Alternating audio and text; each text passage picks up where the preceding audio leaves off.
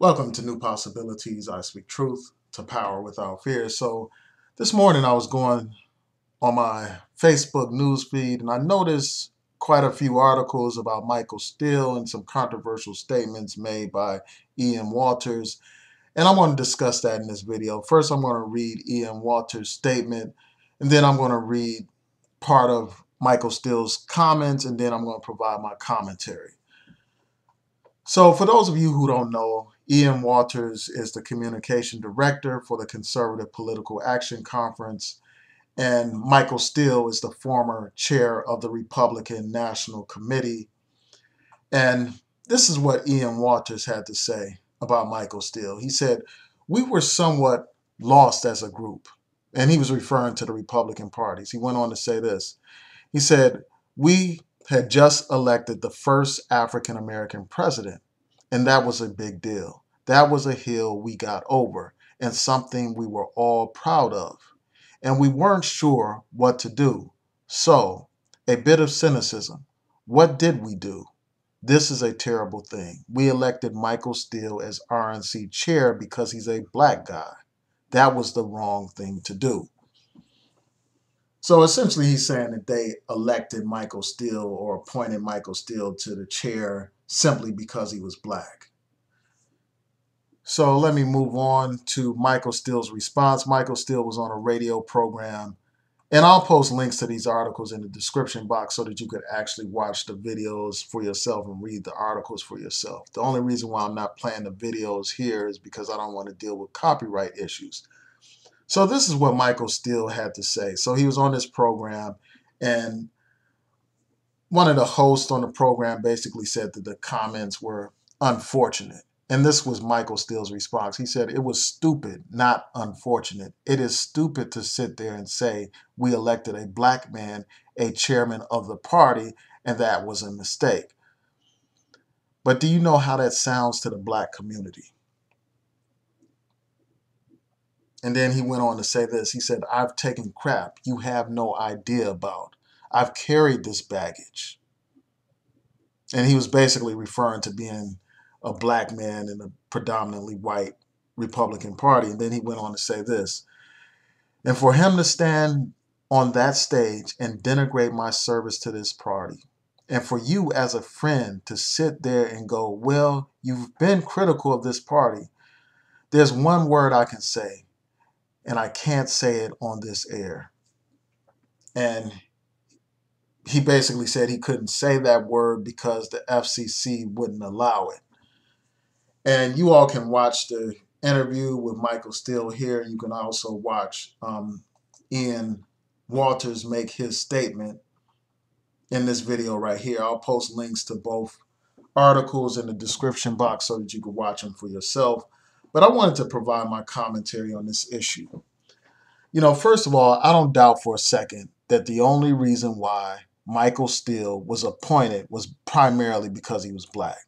That's the primary reason why he was appointed to be the chair. Because you had a situation where the Democrats nominated their first African American candidate for president. That candidate would go on to be elected president of the United States.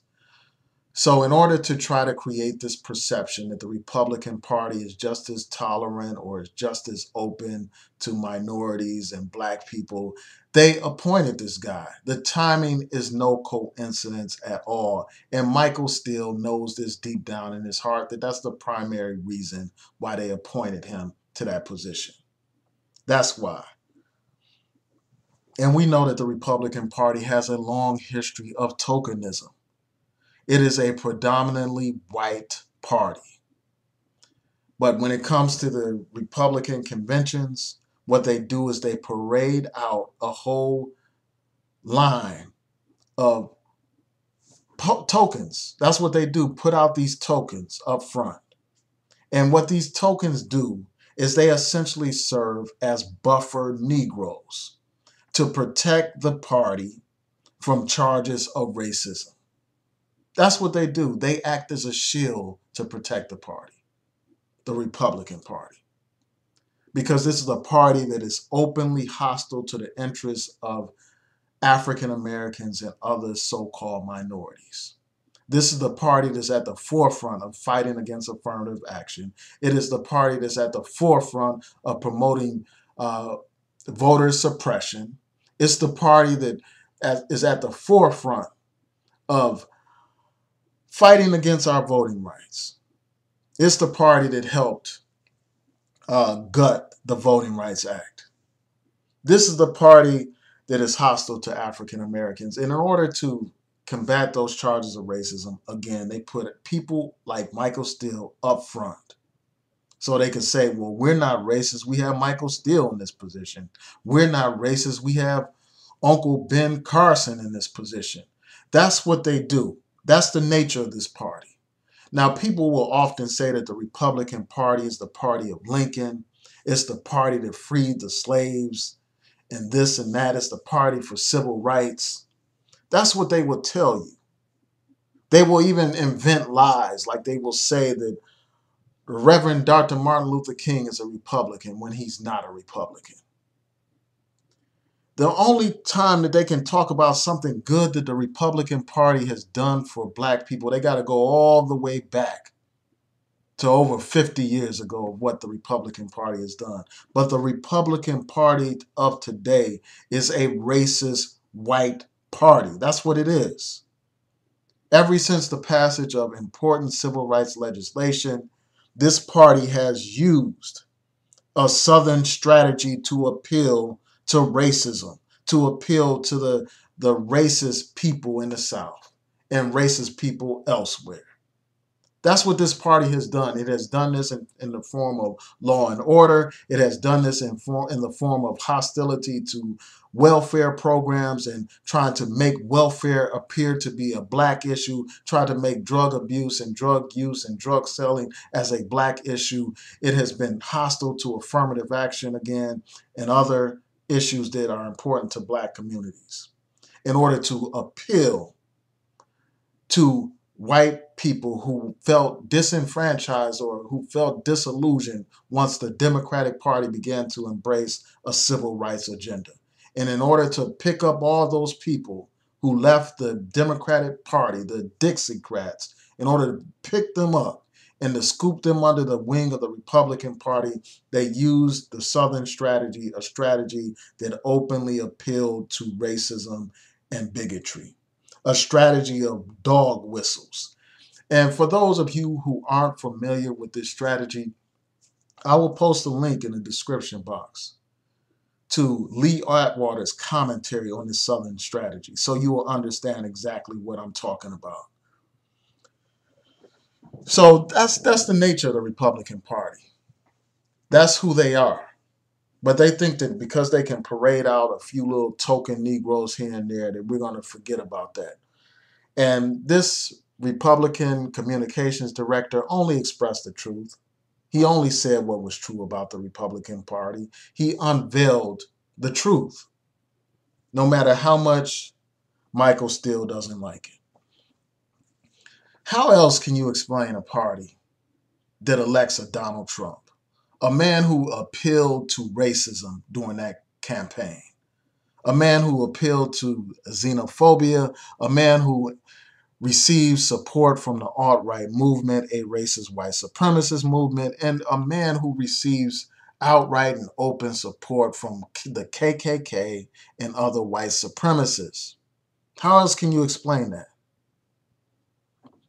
And because Michael Steele got out of pocket with these Republicans, because he had the nerve or the gall to actually call Donald Trump out on his racism, call Donald Trump out on his ridiculous statements and actions. Because of that, he has lost favor with these people.